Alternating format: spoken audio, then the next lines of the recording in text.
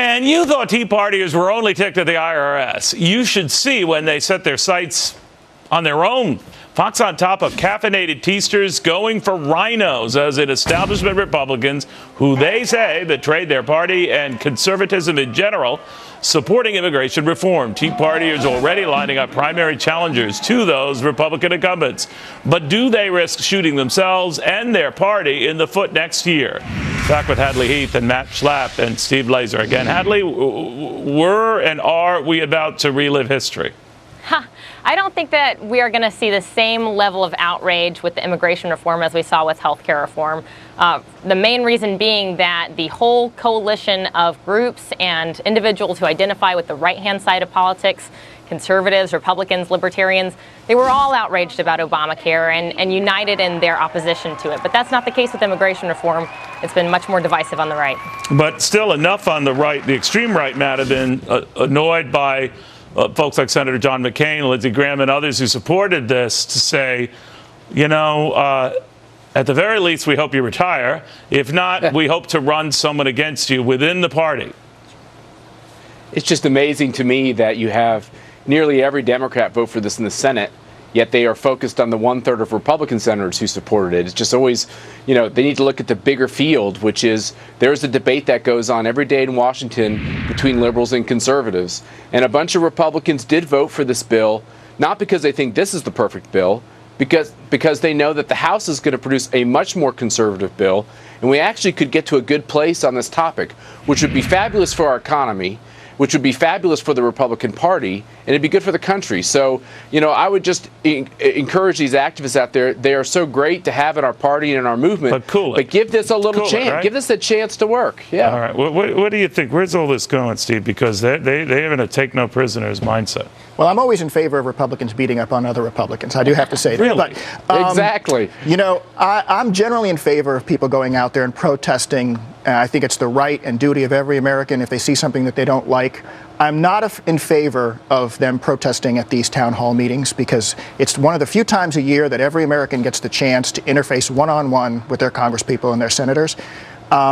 You know, that What's being wrong said, with getting in your congressman's face? There's nothing wrong with that. But you know what? There's all of the other constituents in their districts or in their states. That's their one chance to do it too. Any other time of the year, if you want to protest them, if you want to protest their speeches, if you want to interrupt anything else that they're doing, get arrested, doing all that kind of stuff, that's fine. I just don't think that they, in general, one should disrupt these kind of town hall meetings. Then again, Republicans going after Republicans have at it as far as. All right. Of course, you were similarly against it when they were going after those who fought for the Iraq War. I was. We talked about that a couple of years ago. Okay. Sure.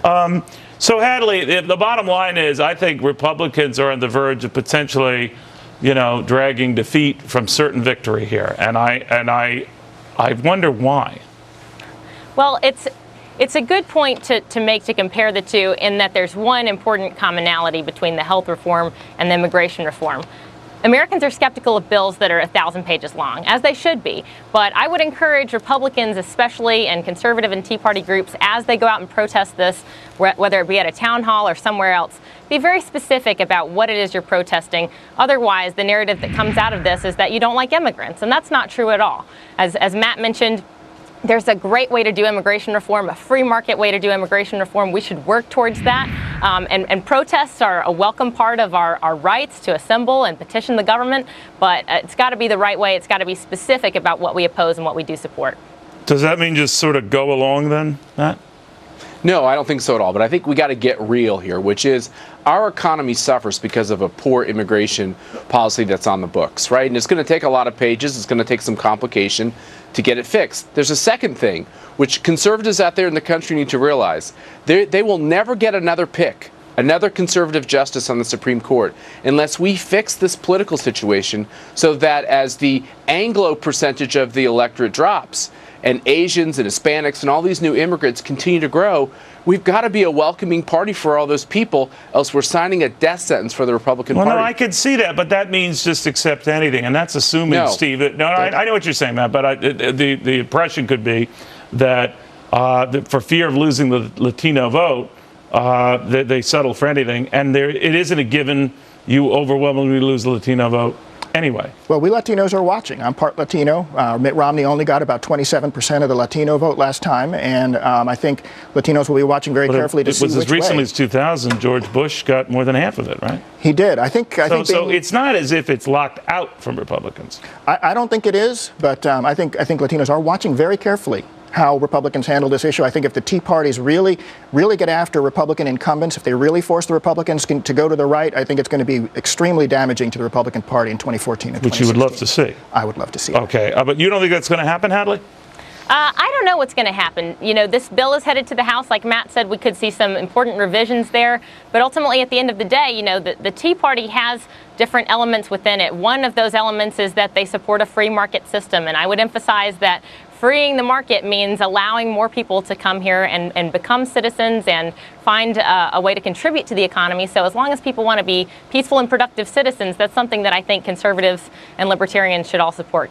All right, we shall see. I kind of agree with all of you in implying that by next year at this time, it will even be an issue. But for now, it is an issue dividing Republicans, the mainstream and the extreme, who say this will be their Waterloo. Will it? We shall see. See you tomorrow. Hello, everybody.